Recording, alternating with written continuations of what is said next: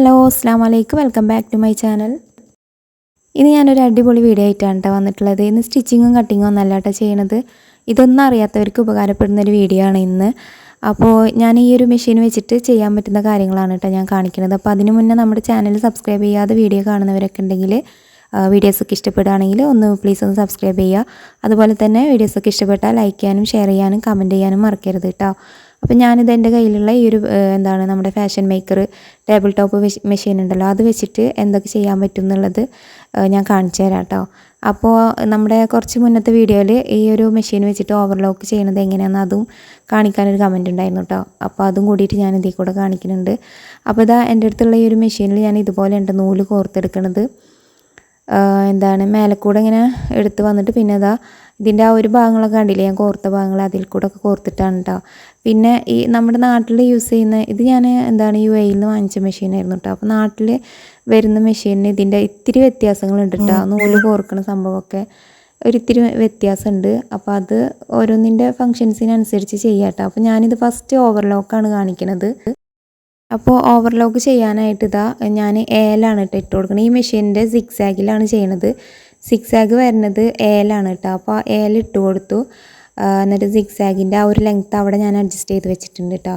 പിന്നെ ഇതിലെ ലെങ്ത്ത് ഇതാണ് സിക്സാഗിൻ്റെ ലെങ്ത്ത് കേട്ടോ. പിന്നെ ടെൻഷൻ 2ലാണ് ഇട്ട് കൊടുത്തേക്കുന്നത്. പിന്നെ നമ്മുടെ സ്റ്റിച്ച് ലെങ്ത്ത് ഞാൻ 2ൽ ഇട്ട് കൊടുത്തിട്ടുണ്ട് കേട്ടോ.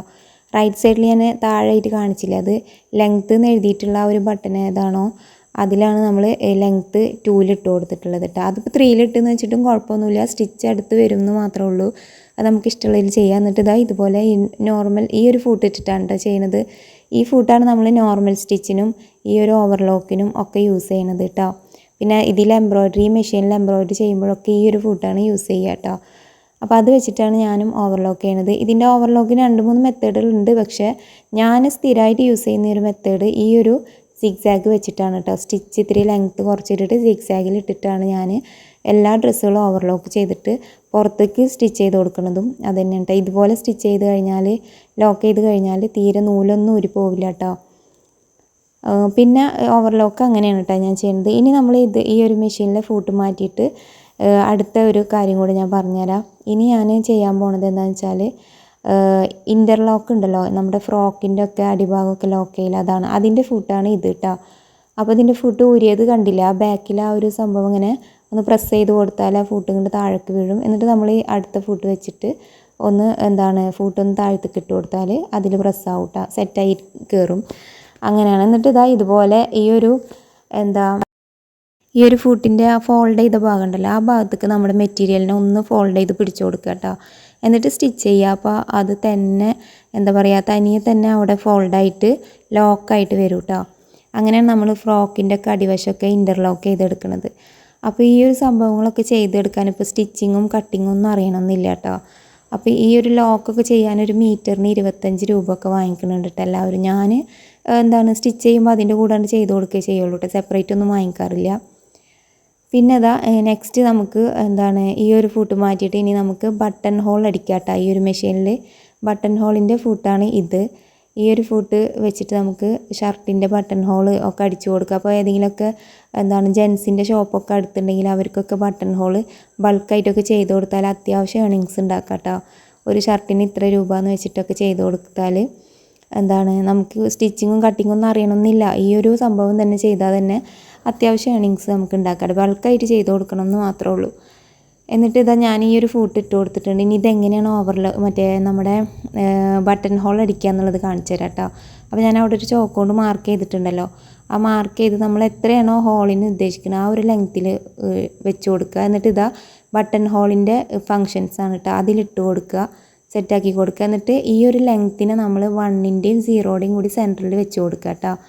അങ്ങനെ വെച്ച് കൊടുത്തിട്ട് നമ്മൾ സ്റ്റിച്ച് ചെയ്യുക. അപ്പോൾ സ്റ്റിച്ച് ചെയ്യുമ്പോൾ ഈ ഒരു സൈഡിൽ കൂടെ മാത്രമേ സ്റ്റിച്ച് വരുള്ളൂ കേട്ടോ.